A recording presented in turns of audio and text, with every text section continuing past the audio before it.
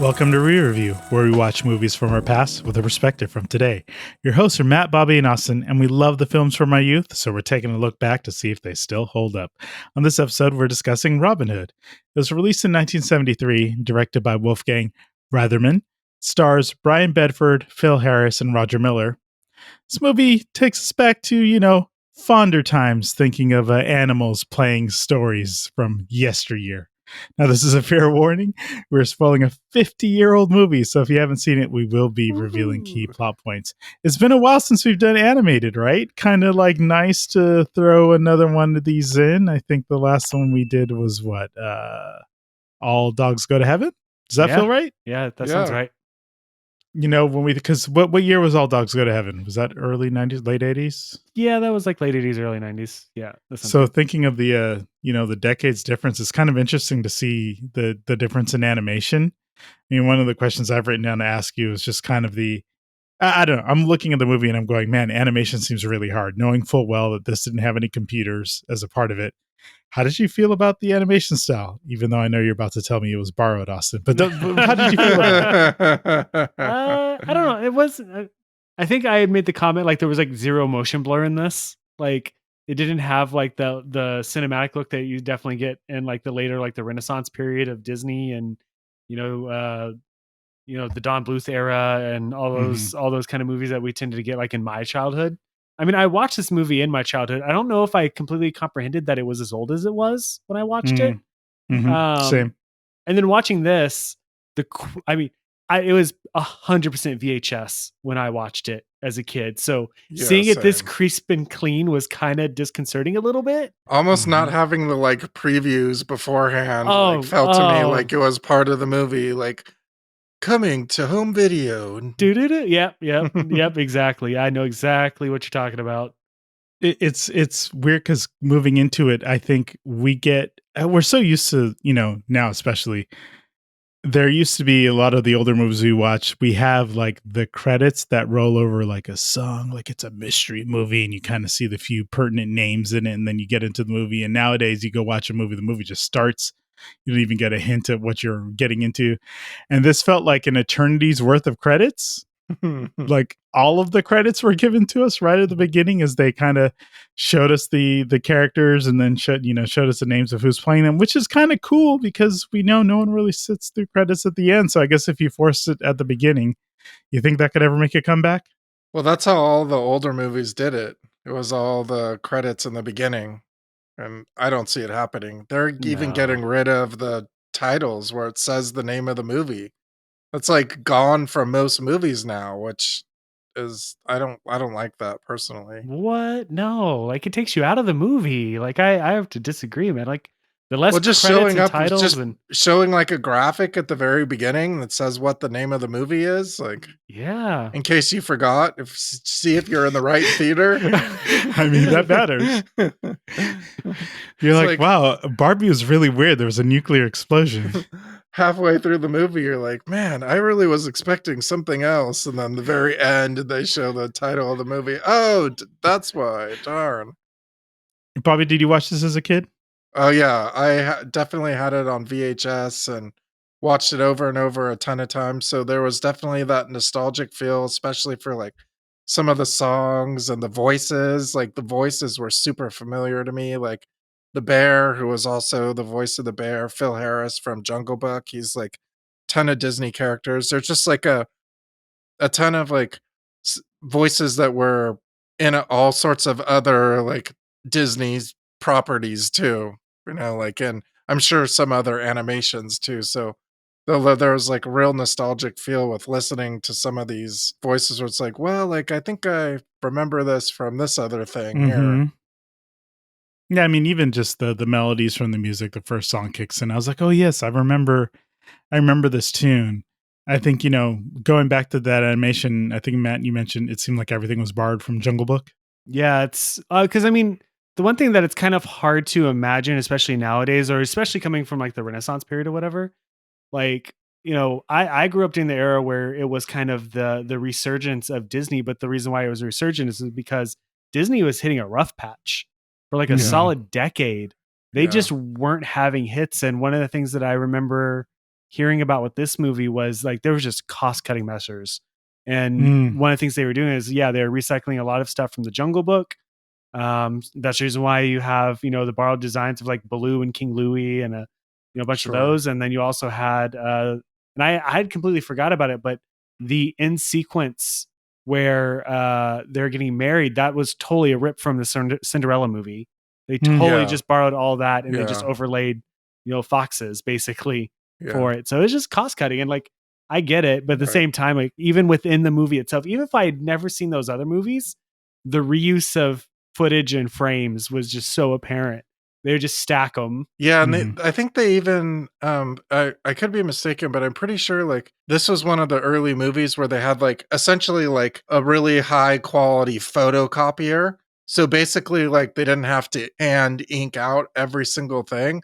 They could basically use like a high-tech photocopier, I mean for the 70s, but like to basically like so they didn't have to like draw out every single little line. I love the fact that you had to preface it by saying a photocopier for the 70s. Like photocopier technology has changed at all for like the last 100 years. Well, I don't think it was like a standard photocopier because I mean like it had to be on a cell and I mean maybe there was like cleanup and stuff. I feel ripped off right now. I was fully convinced this was all hand drawn.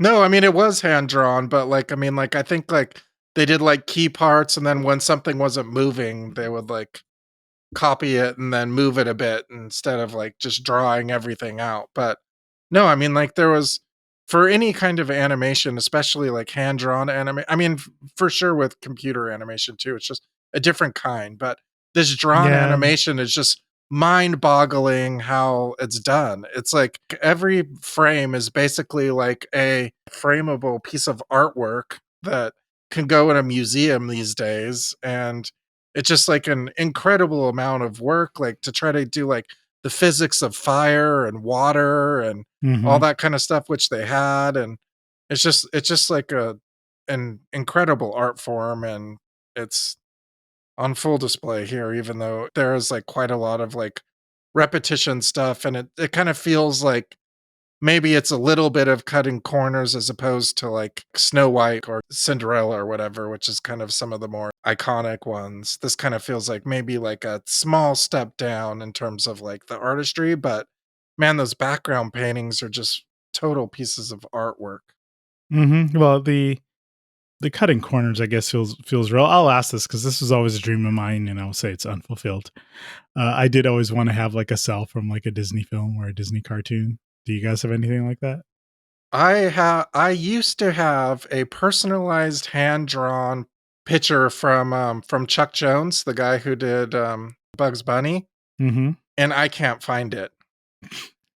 I don't know what my dumbass did, but I can't find it, and it's like it's ridiculous. But no, I definitely want those, and you can still find them, but they're getting rare and they're expensive. I was gonna say it's probably really expensive because I feel like I remember a time in my teens where Disney had those available for purchase. Yeah, they used to sell them in California Adventure. But yeah, like, I was like, I could never afford this. It was so expensive, and now I'm looking at it in the scope of things. That price back then, compared to I'm sure what it is now, I was like, it would have been a steal. One of the side character ones you can get for like a couple $100 like 10 years ago. I'm sure it's like doubled or tripled by now. Matt, do you have anything like that? I didn't, but I was, oh man, I probably was like maybe like 9 or 10 or whatever at the time, and we were going through an area, it was kind of like an open market or whatever, and somebody had a cell drawing from the 91 show Darkwing Duck. Oh, hell yeah. Awesome. And I wanted it so bad, but it was like for 9/10-year-old Matt, it was like $75. Oh my God. Oh man, that's a steal. That was a steal. I looked up on eBay what some of them go for, and like a fully colored one, which is what that one was. It was like Darkwing Duck coming out of his air, like his ship, his plane. And like it was nearly fully colored, obviously no background or whatever. Like something like that'd be like $600 easy. And yeah, no, I wish I would have got it. And it's one of those my biggest life regrets is not getting that now. is not Yeah. being old enough to afford it as a child. How dare I not be able to buy a cell drawing or own a home back when I was 8? I went to some guy's house and he had like 8 of them, like all on his walls everywhere. I was Mhm. like, I was just blown away by that. Consumerism. Well, let's get back to Robinhood. I'll ask you. So, from the character designs, or just in general, did you have a favorite character? Watching it again, what was her name? Lady Cluck. Lady Cluck. I like Lady Cluck. That's what I thought you might say. She was a good character. I just liked her character in general. She didn't mess around. Yeah, Bobby, that's your pick too? No, yeah, that's such a hard one because a lot of these are so cool. Like, I mean, you mentioned the alligator, which was really neat, and then Mhm. I particularly like the vultures because I mean, I think they just pop up in Disney a lot. Like, Nutsy and it Trigger. feels like there's the same ones that are at the end of, well, now not anymore, but they were at the end of Splash Mountain, where you go up at the top and they're Yes, like, not anymore, but yes. hopefully they just pop up somewhere again. Yeah, no, there's that. I think there's the parts that got to me had to do with any time that I felt the kind of I'll say is it jovial nature, the things that felt like the true essence of being a kid, where they had like either the kids playing or really the poor boy rabbit whose name I definitely don't know, who like gets his little one coin taken away by the sheriff, and I was like, oh, this is the saddest thing ever. And then he gets to play Robin Hood with Lady Cluck and May Marian, and like I loved all of that. So him as a character, and then basically anything they were making me cry because I was like, why they got to mess with the kids? Lady Cluck was a good sport because that kid nailed her in the shins with that wood sword, and she just played it off. So she would have bopped him. yeah, And I guess this kind of gets into one of the things that I think we notice about it. The way it's all laid out as a film felt like it was a bunch of shorter, like mini series that they stitched together. yeah. Are other Disney movies like that? I'm not really thinking of it. I Why mean, do you think they did this one this way? I mean, they did start a lot with the whole like storybook situation, but oh this yeah, one, we had to read. yeah, this one really felt like, I think it was because of like the kind of clunky ways they transition from one scene to another, like with the slow fade out and then the like establishing scene starting into the next. It kind of almost made it feel like chapter-ish, the way that there was like a defined closeout to those things. But I was thinking if there wasn't just or like a less of a fade and then they just went to the next scene, like I think it would feel like less. But for some reason there was more of like a drawn out closeout to the scenes, which made it feel like kind of like a chapterized kind of situation. It was like watching the ending of Lord of the Rings Part 3. Well, you know, the funny thing is it kind of reminded me of watching there was a documentary, Waking Sleeping Beauty, that was kind of about like the Renaissance era of Disney. Yeah. And one of the things that Jeffrey Katzenberg had brought up when, you know, they kind of came in during like the, you know, the Cauldron era of Disney. So it was like, you know, the Mouse Detective, Cauldron, kind of during that time period. And one of the things that he kind of Katzenberg brought to it was, you know, there was these older generation animators that were just kind of used to the way it was done back in Cinderella time and whatever. And he was kind of watching one of the movies. I can't remember which one it was, and he's like, no, you need to edit this. The pacing's all wrong, and they didn't edit these movies. They literally just drew the scenes that they needed, and they would just kind of stop. So literally, like, I feel like that's what we're seeing is you would see how they kind of got to the end of the scene, and they really didn't have a way to transition it.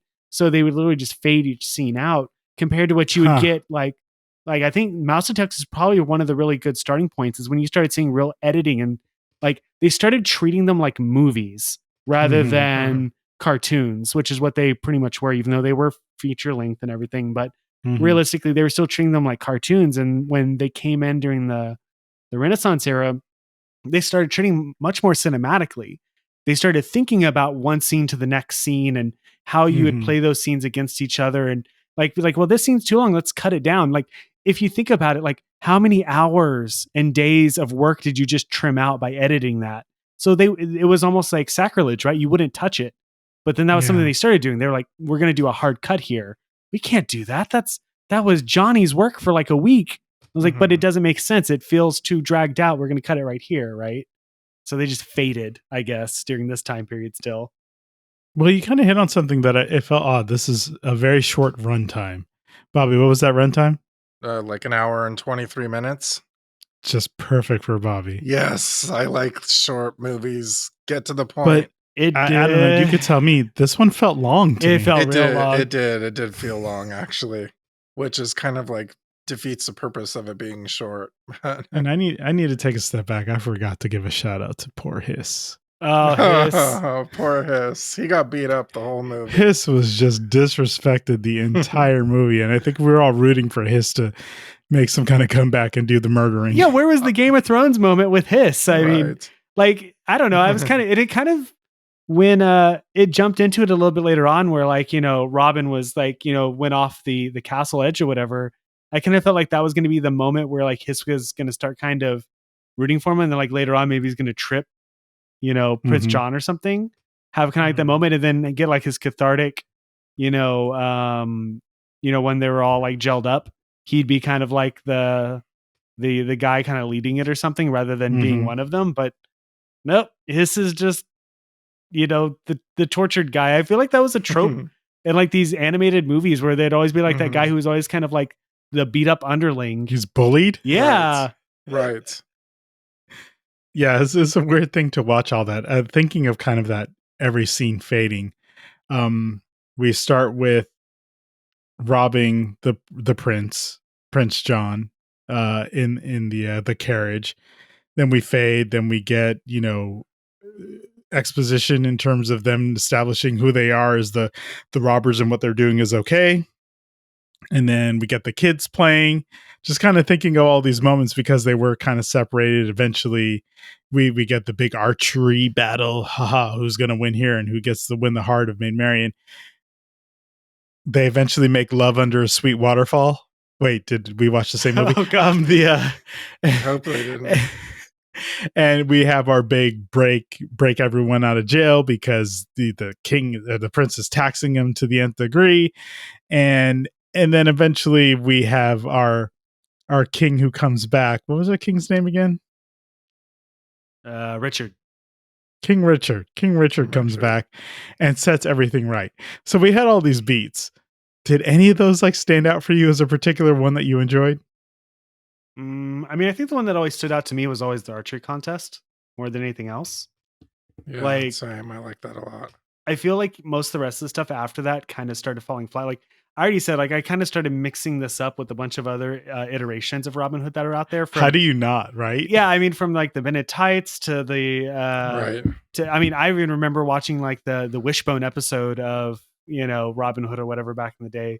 Then all the gritty remakes with what Kevin Costner and Right. all the darker takes on it. So like the beats are always there, but in this one even more so than I think a lot of the rest of them. Like after that point, like it just kind of felt like it started dragging and dragging and dragging, and Mhm. like it didn't seem to really want to go. Like it was doing what it was supposed to story wise, but it definitely wasn't taking me on a journey as we were watching it. It's probably because of that pacing we're discussing and really just getting these moments in between. Did you believe in Maid Marian's and Robin Hood's love? I mean, I know that they're presented it that way. I think that it's always kind of and I don't know if this was a thing during that time period or not, but it's that cop out of, oh, we knew each other from way back when, right? Absence makes the heart grow fonder. But like they never really implied, like at least in some of the iterations of Robin Hood, they kind of because wasn't in the original story like Robin Hood was kind of, he was part of the crusade or whatever, he went in the crusade and then he comes back from the crusade. That's what the Kevin Costner one he did. Yeah, I think it was Men in Tights too, so I think that was probably part of the story. So like it didn't really make any sense why they're separated, because clearly you could just walk in the castle whenever you wanted. So what was keeping them away, I guess, during that time? I don't know, Mhm. but I mean, Well, it it seemed was like alright. they were both kind of like, well, I don't know if he still remembers me or likes me. That was a long time ago. And then they saw each other and it was like, It's like, I've loved you forever. yeah, they're like, okay, we still have it for each other, but we weren't sure. But I do feel like And with this one, it is so one of the things in the original, so it's actually the reason why I have a harder time watching some of the older Disney stuff. Snow White, Cinderella, Sleeping Beauty. Mhm. The male protagonist typically is uh very barely used, very little characterization, very Prince Charming, just kind of mhm, comes in to fight the dragon, kiss the girl with, like, it's there very little utilization of the male protagonist, whereas like this right. one was a little bit different where they kind of flipped it, where Robin got like a lot of screen time and Marion got like a little bit, but probably more so than Prince Charming did. You kind of got a little bit of her, you know, character type, but not much beyond the fact that she likes, Robinhood. I Yeah. can't really think of anything else about her. I mean, Mhm. one of the things I liked about Robin Hood was like his interaction, like at the birthday party that you mentioned, where he came in to like redeem the kid's birthday party. And Yeah. so like it was kind He of gave him like some good gifts. he was like a man of the people, so to speak. So I appreciated that about him. Like, and that really wasn't like character developed more than it was like kind of like the idea of Robin Hood kind of thing. Mhm. Is this where they started, selling everyone that having a British accent somehow meant something to Americans? I Well, yeah. there's a lot of Or is that just today? Today, where everyone's either Australian or British or well, something? there was a lot of movies in the like the old movies where there's like a way of speaking in movies that wasn't necessarily British, but it was kind of like some like faux, like high class kind of like I don't know, like British style of speaking that kind of British adjacent? yeah, that kind of stuck with some of these other movies, I think. Yeah, it's kind of one of those things where it's amazing that we don't speak like that because technically the British didn't speak like that until industrialization. Okay, that's a whole different thing. So there is that ride off into the sunset moment at the end, and we get a basically. Did it say just married or happily married? What did it say at the on the in the end of the coach? It may have been just Probably married, just married. Yeah, it's but probably all I just could married, think right? about is sort of the being a kid watching it, and that is the representation of happily ever after. Right. Yes. Oh, so you agree with that sentiment, Bobby? No, I mean, I agree that that's what's in the movies a lot. I think that, like, the wedding is the That's it. That's the y pinnacle of a relationship. yeah, You get married and that's it. that's the pinnacle of a lot of these super old movies, right? Like or the first kiss, right? It ends on Mhm. or the big kiss, Like, you know? didn't you know, Bobby? Like, once you got married at the end of that wedding, that was it for that. That's the end of your story, right? That's Yeah, sounds about right. oh god. Wait, is it that you plateau or do you start going down from there? No, Which one yeah, is it? no, I'm done. Well, That's it. Like, Oh, shit. if they're gonna write a story about me, it's about the fact that I didn't have a chance with any woman, and I found one, and I got married, and Oh, oh that's it. no. God. I'm done. Well, like that was always the cynical part of me as I got older. That was kind of like, well, what happened after, the wedding? What happened after the happy Mhm. ending or whatever? And I feel like there's probably been quite a few of like SNL or, comedy Right. sketches or whatever that have kind of come out showing like, almost kind of like I feel like the best representation of it wasn't animated was like The Graduate when they're on the bus and like Oh, yeah, that's hard. the euphoria of running away. The, I like, kind of imagine, 45 And second then how scene of uncomfortable it is? yeah. yeah, the, like, Yeah. 45-second scene of the smile fading to, like, Uh-huh. "Oh, gee, To like, what "Oh, we now?" actually have to address life now." Right, but one of the things that's interesting about some of the, like, Disney stuff is that they've, like, done the direct-to-video sequels where it's, like, what happens afterwards, and it's basically, like, because the princesses or they're so, like, optimistic and happy, they're able to, like, continue their euphoria going on throughout their lives, so happy note. I'm kind of interested in this Robin Hood graduate crossover. Oh, no, so Robin Hood, like, gets married, and then he's like, "Oh, no, I'm not a youthful, rebelistic, like, merry man anymore. Now I'm tied down." He has to get a job. Yeah, I was wondering that is the premise of this at the end? Does he become sheriff at the end or something like that, or like is there any possibility that he kind of took over that role or took over some? Well, you did ask, right? I mean, it kind of seems like Maid that's Marian the logic. is related to the king. He makes the in-law comment. lion. Yeah. But I didn't really realize that until you said it. And maybe it's because she's a fox and he's a lion that was confusing to me. I don't know. I mean, yes. It doesn't line up. It's just one of those things that I think from my youth, that emphasis on marriage being the ultimate goal. Okay, so I should look this up just because it bugs me. Maid Marian's status in the story has always bugged me, no matter what version it was or whatever, because she didn't make any sense to me on her placement in the court, right? So I kind of looked it up. It does vary depending on the depiction of it, but according to what I'm reading right here or whatever, which God help us, it's Wikipedia. But it does make mention that she's a lady, potentially like niece or cousin. Technically, she's not an official Disney princess, which I didn't think about at the time, that technically she would qualify if she was related to the king, but apparently it's not a direct relation. So in-law was a broad term being used there, I'm guessing. It makes sense to me that he would have some kind of job for the king and using his like archery skill. King, like court assassin. Yes. Yeah, I guess. Yeah, there it is. Yes. Gotta get rid of those political enemies, right? Oh, that is fantastic, considering he just came back from the Crusades, right? Dude, is that problematic? No? Okay. We'll just move on from that one as well. No comment. All right, we'll get to the question we always ask here at the end. And this is important because we could do it two ways. A, let's talk about your memory. B, are you showing it to your kids? Bobby, do you recommend this movie?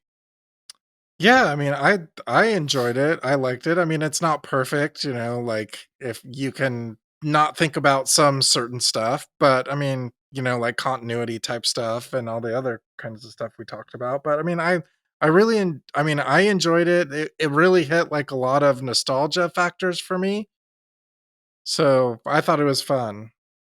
Wait, when do you teach your kids about continuity so they could analyze that stuff and hate all their I'm already movies? telling her, look, you have to, if the scene is not going to match, you need a separating shot in between. Come on, like get this in your head. Oh, good Lord, Matt. Are you is young Matt happy you rewatched this? Would you recommend it? Watching again, probably not. I think that of the Disney movies, I don't know. I don't know if somebody said, "Hey Matt, let's watch a Disney movie." I don't know if this is the one that I'd be like, "Let's go watch that again." Sure. I feel this is the one they surprise you with. I brought out Robinhood. Yeah, I think that like it's not a bad movie by any means. I mean, we were saying how like it kind of was drawn out or whatever. I think the pacing was I think that a little bit better editing, maybe some better music choice or whatever probably could have helped the movie a lot. I think that if you're a furry, you'd probably love this movie. Oh, good Lord. I was not ready for that. All right, sir. I understand where you're coming from there, but I also don't understand either way. No, just enjoy what you enjoy. I think in this day and age with like technology, especially if you have your kids on phones or tablets or things like that, this one might be hard to keep attention to, right? Just because the pacing is different and the cartoons and the movies they may watch today are, like you said, more cinematic or definitely take into account our more distracted nature. So it's a little bit harder to kind of sit and watch this one. I think if you watch it as a kid, it's not a bad thing to go back to, but there's no doubt I think there's better Disney movies to pull from. So Boo. Hey, boo, do what you will with it. Do what you will with it. As always, thank you for listening. And remember, every town has its ups and downs, and sometimes ups outnumber the downs, but not in Nottingham.